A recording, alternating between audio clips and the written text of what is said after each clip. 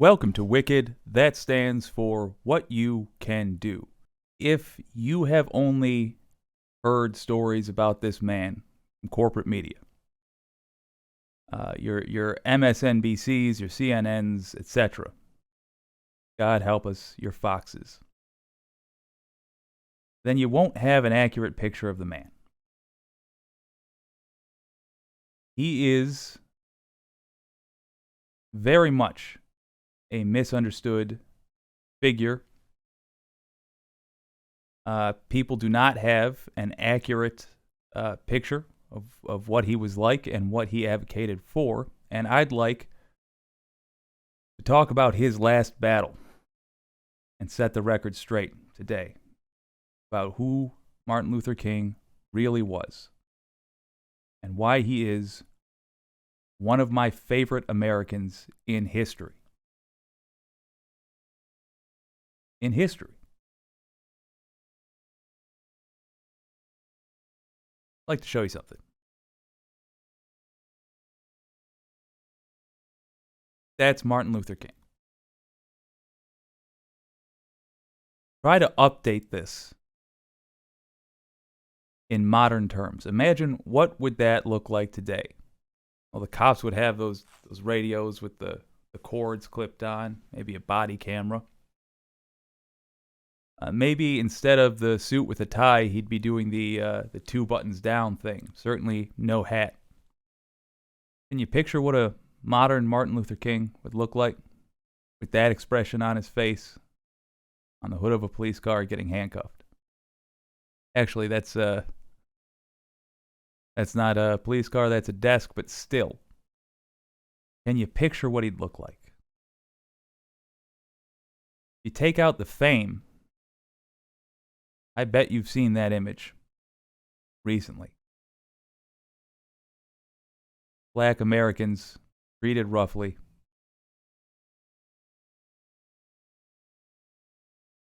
The fight goes on and on and on. But he was just a man, flawed person. He was not a perfect progressive, in my opinion. In fact, I don't believe there is such a thing as a perfect progressive.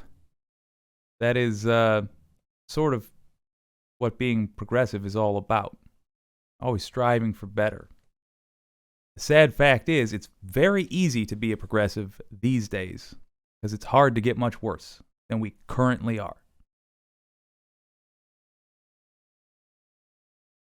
Dr. King foresaw this, and it is evident in his latter speeches. He identified exactly what was wrong in America and exactly what we needed to do to fix it, and I'll give you a quick spoiler: we didn't do it. And we are regressing, as predicted. Let's go back to King. Who was he? To explain a little bit more about the true character of Martin Luther King, I'd like to introduce you to this gal, Claudette Colvin. She was 15 when she was arrested in Montgomery for refusing to give up her seat on the bus to a white person. 9 months before Rosa Parks did. Why weren't the bus boycotts focused around her? It happened 9 months earlier. Dr. King had a hand in that. He said, she's not it. He said a teenager is not a good person to make the figurehead of this.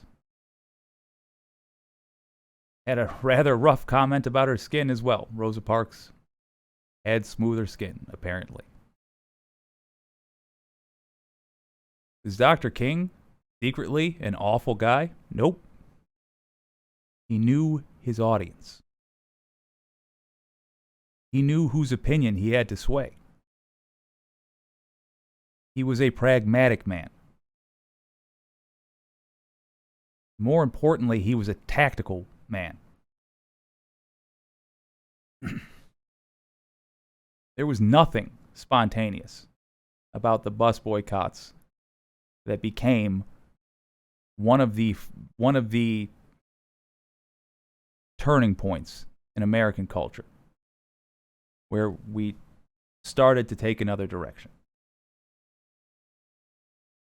I want you to understand that Dr. King was capable of looking at a 15-year-old girl suffering and in jail. He was capable of looking at her and saying, she ain't it. We're going to wait for a better person to represent this movement, to represent this boycott. Not because I want you to think less of him, or more even. Just want you to know what his character was like. He was a moral man, but he was capable of making some cold-blooded decisions.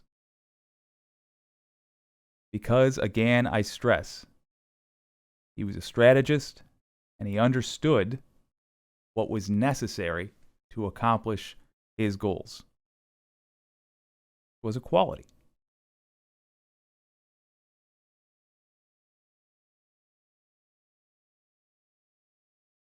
When he died, he had a 75% approval rating.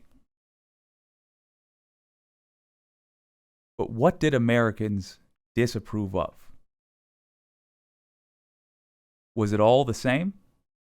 Did everybody turn on him all at once? No, as a matter of fact. Let's go to Morning Joe. I've been waiting for Joe Scarborough to annoy me. He's had a couple of appearances on this show. And, yes. Sorry about that. There we are. He's had a couple of appearances on this show.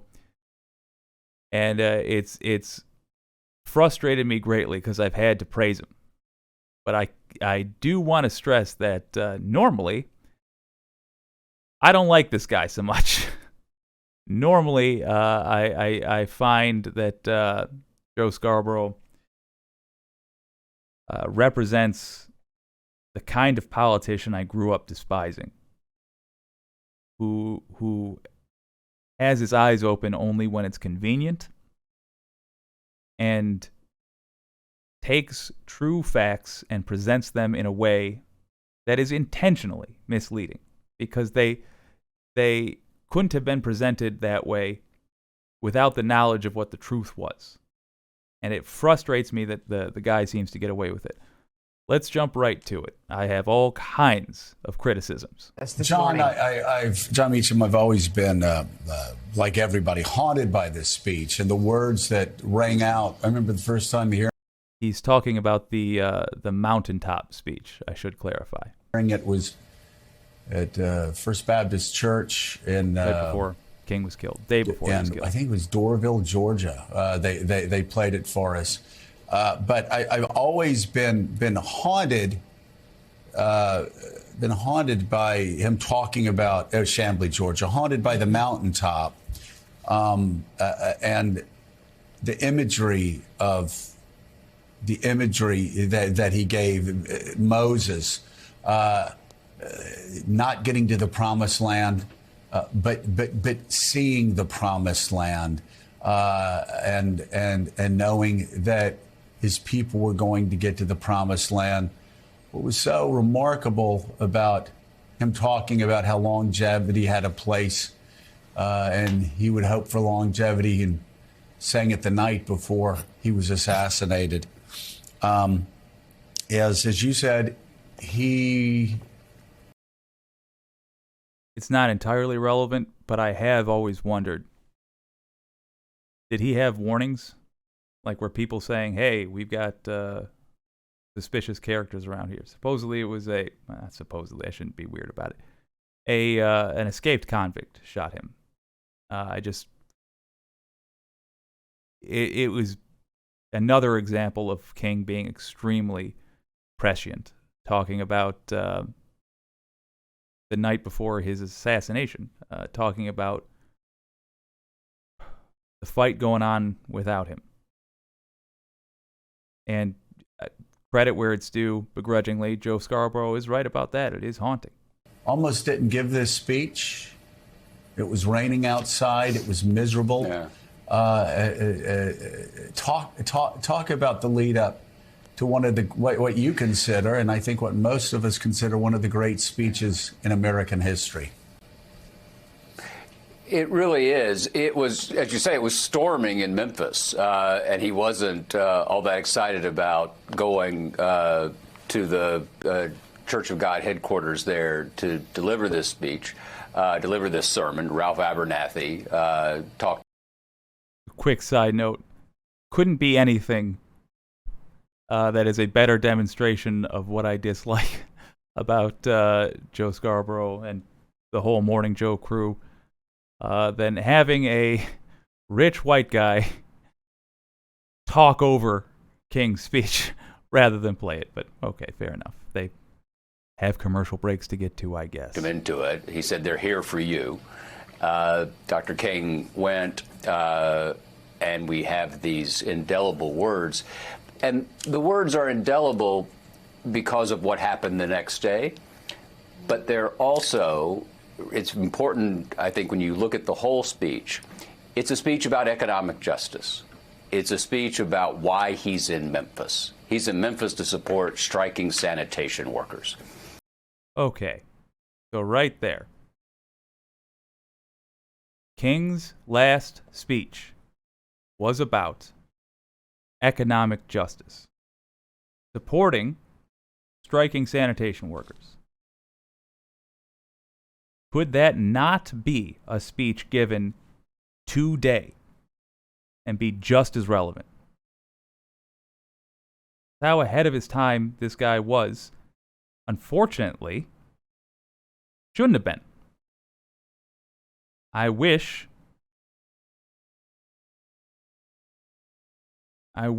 like so many others, we had more time with him. Because we are still dealing with the problems of that era. We shouldn't. It makes me both ashamed to be an American and proud that he was an American. That he was talking about in the 60s issues and solutions to them that are relevant today. Our big issues should be, how are we going to expand our colonies to Mars without losing any production in our factories on the moon? That's the kind of thing we should be talking about. What are we doing instead? Still, cops killing black people. Still, economic injustice. Still, the rich getting richer, the poor getting poorer. Still.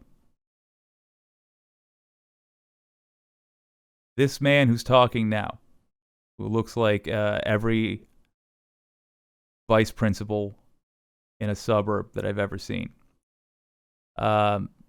He is admirably on this show at least drawing attention to what King was actually talking about. Not just, I like King so much. Let me not talk about why, because you'll find that I would have voted against him constantly. Joe Scarborough in his entire career would have voted against anything King was for.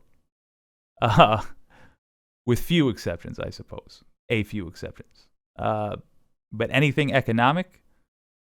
Hell no. Getting more to that. Let's let this keep playing. He is trying to take the dream to the next step. He's trying to get from opening access to making sure there's a path to prosperity for everyone. And that phrase, he chose to go weird at the end there, a path to prosperity. All right, fine. But access. So think about healthcare access when politicians use that phrase. When a squirrely politician wants to not directly answer the question, are you for Medicare for all? They'll say, I am for access to health care for all Americans.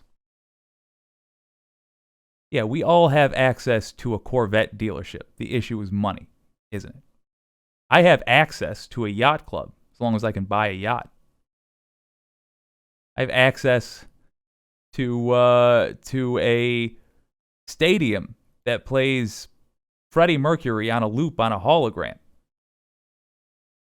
If I have a couple $1,000,000 to spare to hire a crew to run it, to rent out the stadium, sure. I have access to those things. When we talk about the difference between pre and post King, the major accomplishment is access. Black people weren't even allowed to play the game before. Now they are. Unfortunately, they're playing with almost no chips. Makes it real damn hard to get ahead. To even catch up, it makes it very, very hard.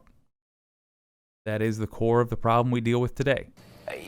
And that's what King was talking about in the late 60s before he was killed. The Moses imagery, as you note, is so amazing. Part of the Song of Moses in Deuteronomy is Moses says, remember the days of old, remember the years of many generations. Ask thy fathers, and they will tell thee, thy elders, and they will show thee. And that's what the King canon is. It's remembrance, not simply as a passive act, right? Today's not about, Dr. King's not about contemplating a statue and then going back to what we're doing anyway. It's remembrance in a biblical sense. It is an action. I do want to point that out. It's not just about contemplating a statue and then going back to business as usual. Okay, let's just remember that he said that. To remind us why we do what we do and what it should be. And Reverend Al Sharpton, you remember, and yet you move forward and push forward the legacy. You're doing it All right, just one petty slam. Also because I am so on Sharpton, although I like him more and more these days. Maybe it's just by comparison. But anyway, glad to see that the ghost of Al Sharpton is joining them. Today, later on this morning, with the President of the United States and civil rights leaders.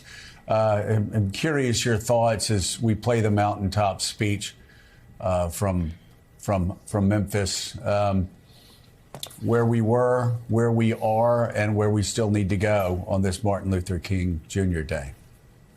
I was 13 years old when Dr. King made that speech. I had just become youth director of his New York chapter, and because I grew up in New York, I was appointed youth director by Reverend William Jones and Reverend Jesse Jackson, and Jesse was there that night. And I remember when the next day, when we heard Dr. King was killed over the news, my mother, who was born and raised in Dothan, Alabama, started crying like it was a member of our family. And though I had seen Dr. King twice and had become part of the organization, I didn't understand why she was taking it like it was a cousin or uncle. And she said you would have had to grow up where you had to sit in the back of the bus like I did, or not drink at a water fountain, understand what Dr. King did. And I began understanding. Access, in other words. One half of the fight. But yeah, his mom grew up before black people even had access to the game. Understanding that what he saw from that mountaintop was an America that many of us didn't see as bad as our parents, but still saw from our parts being unequal. And he was saying he left the message for us to keep going until we got to the promised land. You must remember, Joe, in those days, the battle was there was some in the black community that were saying Dr. King had outrun his relevance, and the black power advocates were denouncing him. And he remained steady that I believe we can make it in America. We can do it nonviolently. We can change laws. And you have to stay the course. And as I've told you many times, his wife has had to kind of keep me on that path. Martin III, who will be with us today, co-chairing, and his wife has always reminded me, Mrs. King kind of kept us that were younger, next generation, that Martin not only believed in America, but he believed in the way we should change America. Okay, so remember the first portion of this broadcast. If you missed it, went over Claudette Colvin, the other civil rights activist before Rosa Parks, who very easily could have had her role in the Montgomery bus boycott. King was part of the decision to say no, not her. And I listed the reasons he gave for it. They were callous. Why did we talk about that? For this moment right here.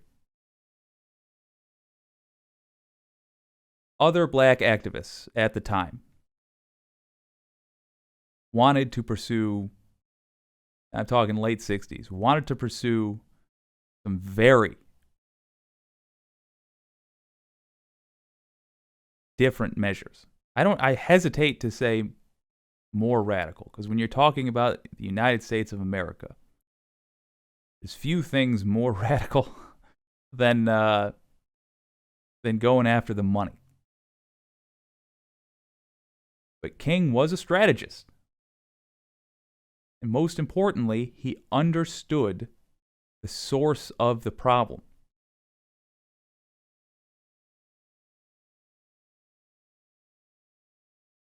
He understood, in my opinion, the way to beat it.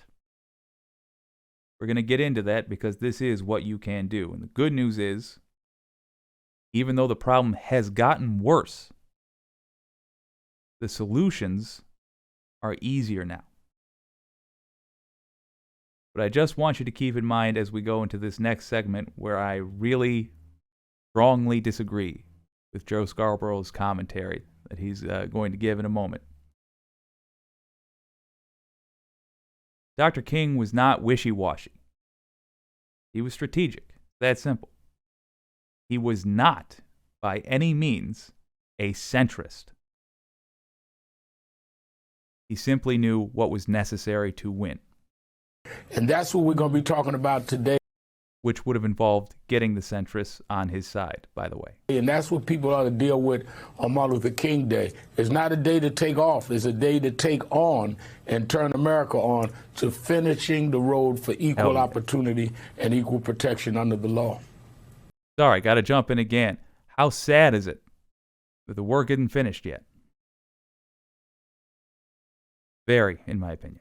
You know, John Meacham, I remember quite a few years ago, Tavis Smiley came on with his book, Death of a King. And I must say, I was shocked. Tavis laid it all out, a story that historians know, but that many of us forget. Yeah. How unpopular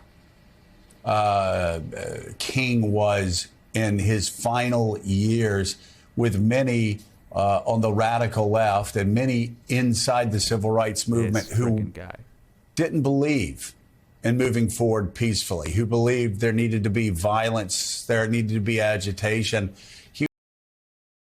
Okay. And here we go. So, did they disagree about the goal or the means to achieving the goal? Joe Scarborough right there is implying that King was not on the radical left. King very much was. I'll give you a spoiler for the next section.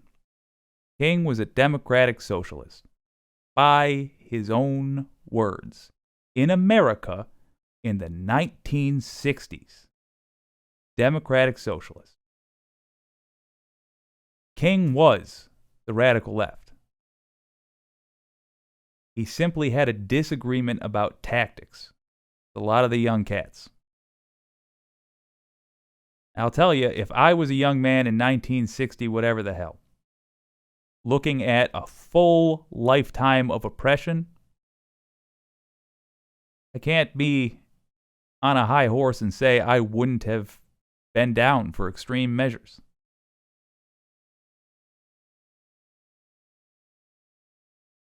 Having the benefit of history, I now look at what has been effective over time. And I personally am of the belief that King had the best strategy. And in fact, to this day, the strategies he used are, when it comes to physically protesting and using economics against the capitalist system, best strategy. What I subscribe to. But don't let this punk confuse you. A disagreement, you and I are likely to have disagreements of the variety that King did with other radical leftists. Strategy, that's all. A disagreement in how to get there, not where they're going. King had a 75% disapproval rating before he died, because he came out against the Vietnam War, and he started pushing for more than just access, but rather economic justice as well. So he lost the white people that were uncomfortable seeing kids getting mauled by dogs, sticked on them by police on television, but didn't want to actually do the GD work of providing an economy that was of use to black people in a country that was built on their backs, quite literally. That is why he had the disapproval rating that he did. That is why there was people on the left that were counted among that disapproval rating. But the reasons for the disapproval were very different. On the right, it was the war as well as his general social justice struggles. The centrists didn't want to do all the work necessary by King's estimation. And when you started to get further left, then there was disagreements about strategy, but not the destination. He was taking it from all sides, being critical of the Vietnam War, taking it from the right, not being violent and strident enough, taking it from the far left.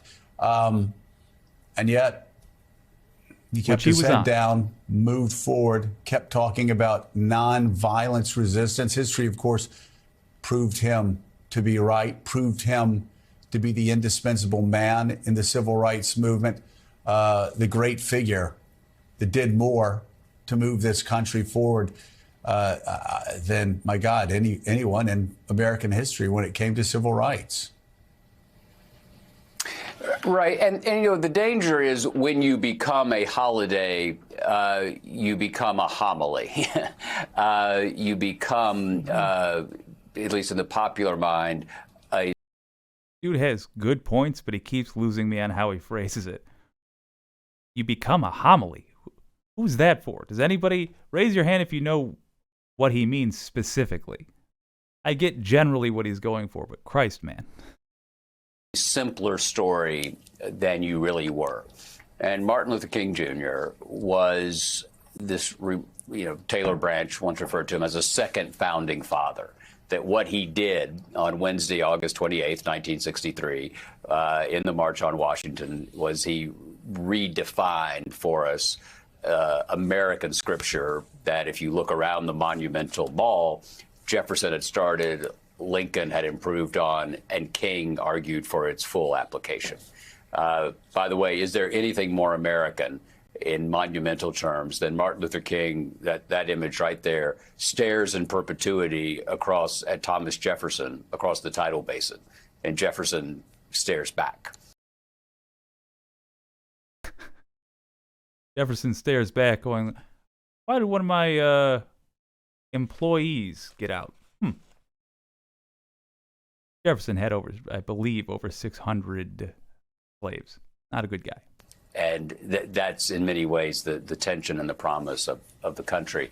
That is, and it's interesting when you say that, John. It's also interesting, it's perfect, and that King, quite aware of Jefferson's many failings and quite aware that Jefferson was a slaveholder, King would use, just like abolitionists would use, Jefferson's words constantly. True. King, fair enough. Throughout his lifetime, would use Thomas Jefferson's words as both a sword and a shield to move the civil rights movement forward. Yeah. It's just remarkable.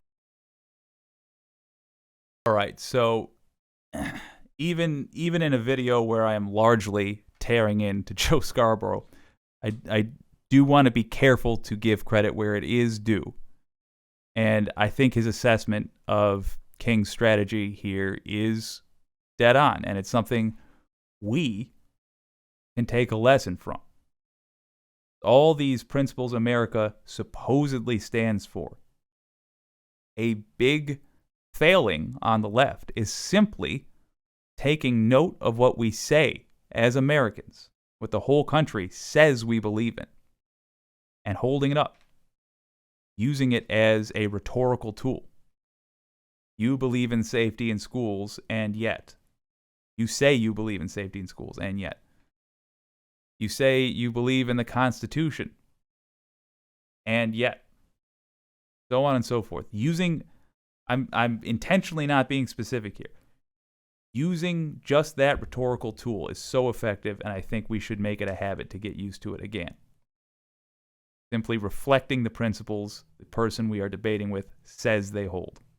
Yeah, no, that's well put. Yes, I mean, that's the central claim of the movement was grounded in both sacred scripture and secular scripture. It was love thy neighbor as thyself, and it was that we should be the good Samaritan. You help, not least because it's the right thing to do, but because you might need help. And it was Jefferson's words from the summer of 1776. What King was saying to white America was, we didn't make this promise, you did. Boom. Live up to your promise. Boom. That was the claim. And it felt, to go to your question, it felt a little soft to people. The Reverend knows this far better than I do, but by the mid-1960s, 65, 66, you have this sense that Dr. King, John Lewis, they're the Sunday school version of the movement, right? It was sweet. It was, it did what it could, but nobody wanted to get hit in the head anymore. And in fact, John Lewis loses the chairmanship of the Student Nonviolent Coordinating Committee to Stokely Carmichael in 1966, because John Lewis, who bore the scars of the movement, was seen as too accommodationist. Okay, so I do want to give Al Sharpton the closeout on this. But first, quick commentary on that. The strategies that most reliably work for getting change done in the United States are not shock strategies. They're pressure strategies. A shock strategy would be one big event or a couple big events. Case in point, January 6th. That was a criminal shock strategy, but it was, that's a perfect example. Pressure works. Constant and light.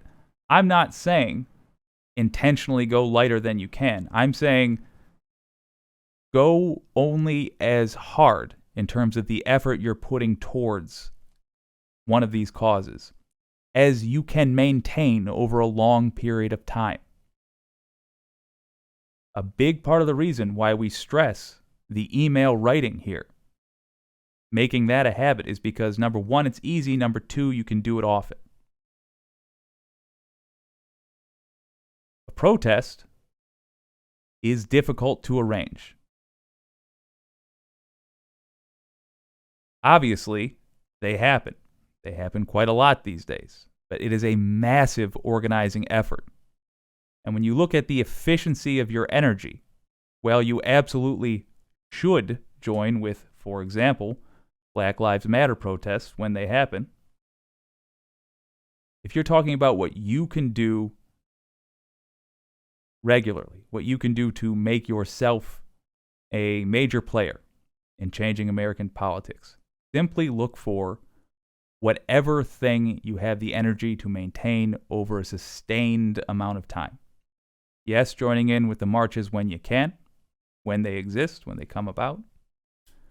But don't wait for them. You got emails you can write about these issues, particularly when it comes to economic issues. Let's let Al Sharpton finish this out, because then I want to show you what Dr. King's politics were in his own words. I know, it's a novel idea, but it doesn't get done, and especially in a show like this, where they don't even play the man's speech. I'm sure they did at one point. I'm taking this clip in isolation, but you do not hear frequently about King's politics from King. And the complexity of King, it seems to me, is that he remained devoted to nonviolence, not only as a tactic, but as a way of life. But let's be very clear. The claims in 1968 was not simply about, hey, let's all get along. It was about economic justice. It was about creating genuine reform. And genuine reform is not easy. It requires sacrifice. It requires a sense that we are, in fact, all in this together. And if you read that speech from April 3rd, you will see him calling out companies that he thinks should be boycotted. You see him talking about hard things, which is what prophets do. Yeah. Rev? I think Meacham hit it correctly. The tension, and again, I was just entering my team, and I'm in the North. The tension in the movement was it was not popular in New York to be with Dr. King's movement, because those that were more strident and more for violence or self-defense were saying that has run its course. And Dr. King's position was a real prophet stands up even to his own. You're not. Also want to point out what else is in New York. The center of industry. I don't want to go into the entirety of the different sides to the left in late 1960s America, but that is a factor. In New York, you are in an area that is very big business friendly, whereas in the South at the time, it was easier to find folks that weren't reliant upon these major corporations. Tested until you can be ridiculed by your own and stand up anyhow. Right. If you talk about Moses at the banks of the Red Sea, it was the children of Israel that turned on him and said, did you bring us out here to die? And that's when the miracle of the Red Sea opening happening. If you can't go beyond, and this is what Mrs. King tried to teach me, and Martin III keeps me on course, is that if you can't take the heckles of the crowd, we're going through it now with some that call themselves woke. If you can't take that, you will never be what you should be in terms of trying to move the country forward. It's easy to fight your adversary. It is more difficult to withstand the attacks of those that are your allies and stay the course anyway. And Dr. King exemplified that. Okay, so Reverend Sharpton let me down in the end. it's the standard move for these folks to do their best to try to make King seem like they are on the same side. Very much not so. Now, coincidentally, oh look, I'm a progressive. Here I am saying, no, he agreed with me. Fair enough.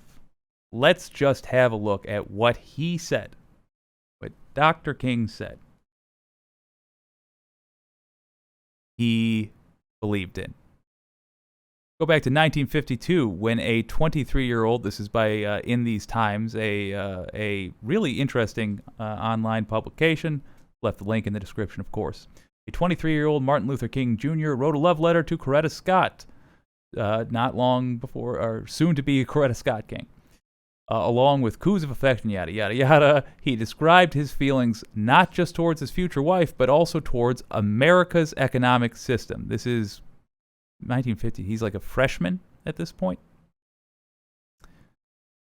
I am much more socialistic in my economic theory than capitalistic, he admitted to his then-girlfriend, concluding that capitalism in 1960s America, concluding that capitalism has outlived its usefulness.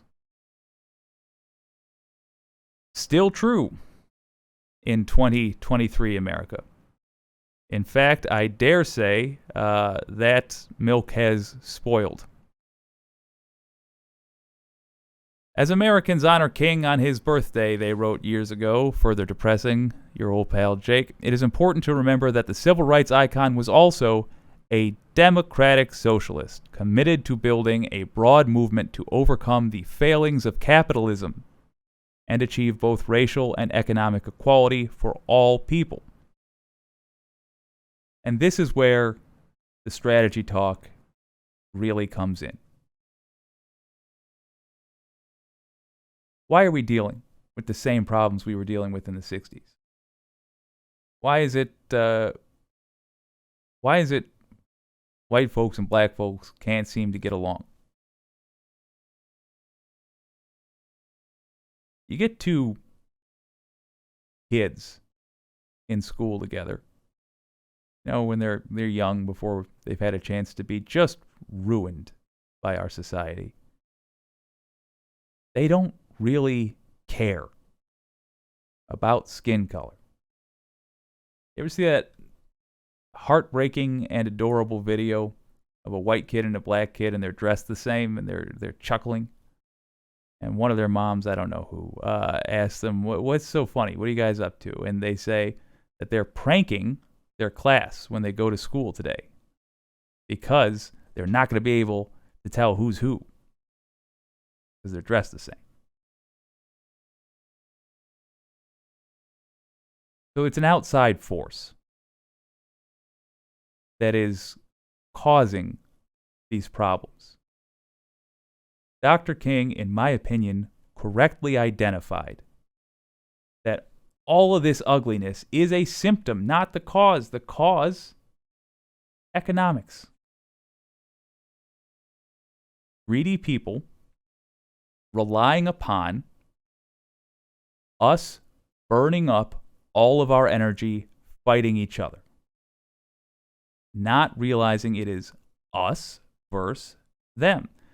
Good news is, if you're a progressive, you more or less get it. It is defensive if you're progressive. We are not the aggressors. But we do have to recognize that if we want to end this fight, the target, it ain't the people who stormed the Capitol on January 6th. It's the people who convinced them that their enemies are black people, brown people, and gay people. The people who profit off of giving them somebody to hate, instead of stopping and thinking about what is actually causing their woes for 5 minutes. And incidentally, it's the only way black people are going to get a fair shake in this country is if we stop worshiping the rich and giving everything to them that we possibly can, and instead treating them like we ought to treat them, which is as people who have taken more from society than they have given. Definitionally, if you are rich, that is what you are. You should not have luxuries. I'm talking true luxuries, mansions and yachts. If there are kids starving in the U.S., which there are, you look at the COVID school lunches debacle, it's because so many children were reliant on lunches from school that when school shut down, there was a serious concern over children starving to death in the U.S. We should have busted in to whatever local yacht clubs existed, confiscated the yacht, all the yachts, melted them down, sold the scrap, and used that to pay for school lunches for every single kid that needed one. You can't have that kind of luxury in a country where people are starving to death. It's just not right. And in order to keep that luxury, we are turned against each other.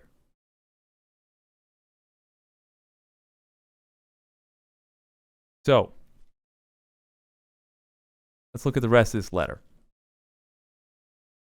Capitalism, King said, has brought about a system that takes necessities from the masses to give luxuries to the classes, he wrote in his 1952 letter. He would echo the sentiment 15 years later in his last book, Where Do We Go From Here? Chaos or Community? Capitalism has often left a gap of superfluous wealth and abject poverty, and has created conditions permitting necessities to be taken from the many to give luxuries to the few. Okay, that's a much more elegant way of saying that. Yeah, the thing that continually depresses me and yet also inspires me, this was written in the 60s. Man, 1967, he writes that. How have we not learned the lesson yet? We keep having the same fights over and over and over and over, and it's because we've made as much progress as we can under the current system. The current system, which relies on capitalism for everything. Current system can only go so far as allowing people that cursed word, access. Not equality. You have access to Arnold Schwarzenegger's weights. Doesn't mean you can lift them. Let's go a little bit more forward in time here. In his famous 1967 Riverside Church speech, King thundered, "When machines and computers profit," my God, the 60s, "profit motives and property rights are considered more important than people. Hello, landlords," during the housing crisis that we are experiencing. The giant triplets of racism, materialism, and militarism are incapable of being conquered.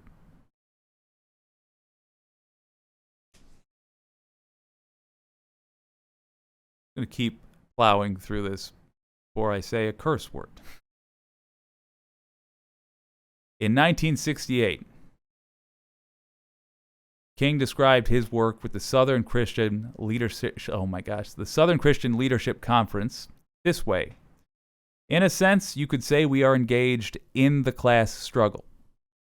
Speaking at a staff retreat of the SCLC in 1966, King said that something is wrong with capitalism. There must be a better distribution of wealth in the country. Maybe, he suggested, America must move toward a democratic socialism. Title of this stream, and possibly the VOD, is King's Last Battle. He got about as far as he estimated he could get. when it came to fighting for access. Basically won that fight, and then saw that it wasn't enough. As he described it, it was a foothold. But because we have since failed to continue on that fight, we keep slipping. Every time a little progress is made, we go back. And it keeps getting worse. In King's time, corporations could not bribe politicians legally. Buckley versus Vallejo, 1976, 75, that area. That changed. Then again in Obergefell. What was it? 30 years after that. We keep slipping. Corporations keep getting more power, and these racial issues are never going to end so long as it profits somebody in the country to keep us fighting each other. Good news in that is that we have a clear goal. Remember that King picked very specifically Rosa Parks. I shouldn't say it was him alone. There was a committee. But nonetheless, his support went to her. Not because he liked one of these people more than the other that got arrested, but because he was being strategic about who he needed to convince in order to achieve the goals he wanted. Let's take a page out of that. We've got to be strategic. Who should you be going for? Let me give you a hint. Matt Gaetz. I want to see him in prison, for the record, and I'm going to work real hard to make that happen. But an interesting fact that I like to bring up on here a lot is he is against corporate donations in politics. He's against that. I don't care what his reasons are. But he knows that his base is okay with that. Poor white people. Those are potential allies in this fight. Good people? No. If they were voting for MAGA? No. But allies in this. Enemies of our enemy. Those are the bridges we should be building. We have to take up King's last battle. It ain't over. I don't know how we've survived, but it's only been paused. So quick recap of King's timeline of his beliefs here. In college, he's talking about an interest in socialism. By 1966, he's speaking at a staff retreat. He's organizing with his staff how to do this. Earlier, he had advocated, I think as early as 61, he had advocated for an early version. But by 66, he's getting organized with it. By 67, he's speaking about it publicly. In Where Do We Go From Here, King advocates for policies in line with a democratic socialist program, a guaranteed annual income, constitutional amendments. A guaranteed annual income in the gap between Martin Luther King and now, or in the modern era. How long was it before we heard that even brought up again? The 2020 primaries, when Andrew Yang, a politician I largely disagree with, a guy who is as ineffective with strategy as King was effective, but nonetheless was right on one point. We didn't hear about it until the 2020 primaries. My God. But there it is up there. We had to rediscover the answer because it left our cultural memory. But King was on it from the start. He endorses, guaranteed annual income, constitutional amendments to secure social and economic equality. I will read up more on those. Until this specific article, I was unaware of his talk of constitutional amendments regarding economic equality. But that's fascinating. I will look at specifically what the man was talking about. And greatly expanded public housing. I don't know if this is still true, but at one point, the largest air force in the world was the United States Air Force, and the second largest air force in the world was the collection of planes belonging to the United States Navy. That is how much of a military budget we have. If we would just be satisfied with only having the largest air force in the world instead of the largest and the second largest, I'm pretty sure we could effing afford expanded public housing. But again, who gets all torqued up to say give more money to the military?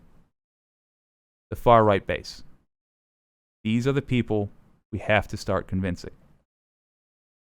Because that's where victory is going to come from. Doesn't matter if you like it. It's irrelevant if you like it. We have to start formulating arguments that will sway these people. That is going to be the topic of an upcoming stream. However, it would behoove you, in studying what you can do, to think about not necessarily what currently appeals to these people, because frankly, it'll be disgusting. No, think about what could appeal to these people. Look at what their actual problems are, not what they say they are, but what their actual problems are. And go based off that. I'm going to actually get through this paragraph. He endorses the freedom budget put forward by socialist activist A. Philip Randolph, which included such policies as as a jobs guarantee, a living wage. Oh, isn't that crazy? And universal health care. In 1967, universal health care. That prescience, that understanding of what America needed, that is why I admire Dr. King so much. That is why he is still, decades and decades later, a great role model for anyone who wants to organize and actually get stuff done. He also outlines how economic inequality can circumscribe civil rights. While the wealthy enjoy easy access to lawyers and the courts, the poor, however, are helpless, he wrote. And isn't that just exactly what's wrong with America today? King's last battle, we didn't fight these. He got killed when he was trying to help us. The end result is that we are regressing. The end result is we still have black folks, understandably and frankly, practically, nervous when they get pulled over. They got to cross their fingers and hope the officer who's just told them to pull over is among the 19 out of 20 good ones and not that 1 in 20 who's going to decide for no damn reason that they're going to do something evil.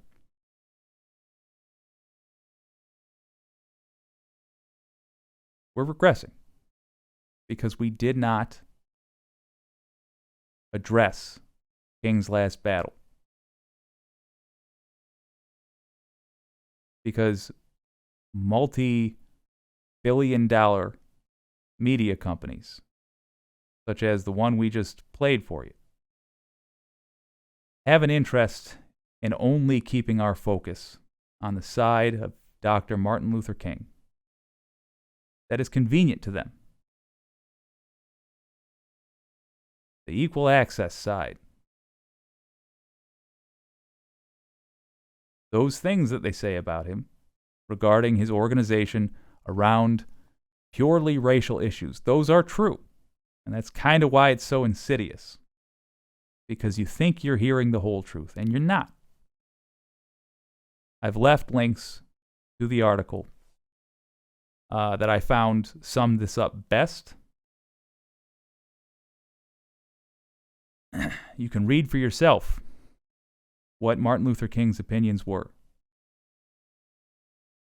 All that work he did, he made a point of saying, would be in vain if we did not also attend to the economic side.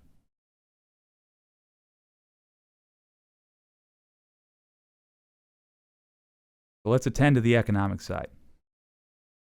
But to close it out, Martin Luther King Day, why don't we hear it from the man himself in the last speech he ever gave? One Joe Scarborough talked about, which addresses exactly this.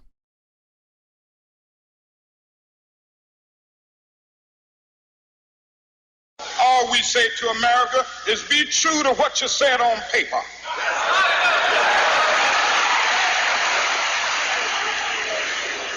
If I lived in China or even Russia or any totalitarian country, maybe I could understand some of these illegal injunctions.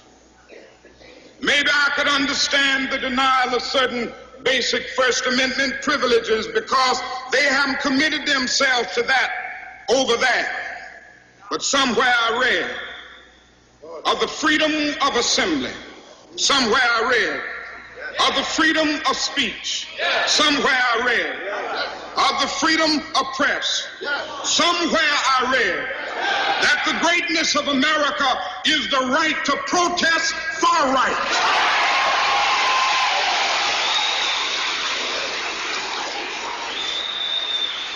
And so just as I say we aren't going to let any dogs or water hoses turn us around, we aren't going to let any injunction turn us around.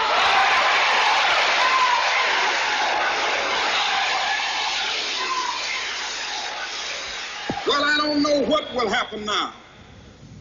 We've got some difficult days ahead.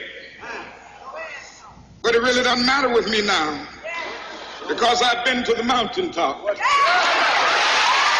I don't mind. Like anybody, I would like to live a long life. Longevity has its place. But I'm not concerned about that now. I just want to do God's will. And He's allowed me to go up to the mountain. And I've looked over and I've seen the promised land. I may not get there with you, but I want you to know tonight that we as a people will get to the promised land.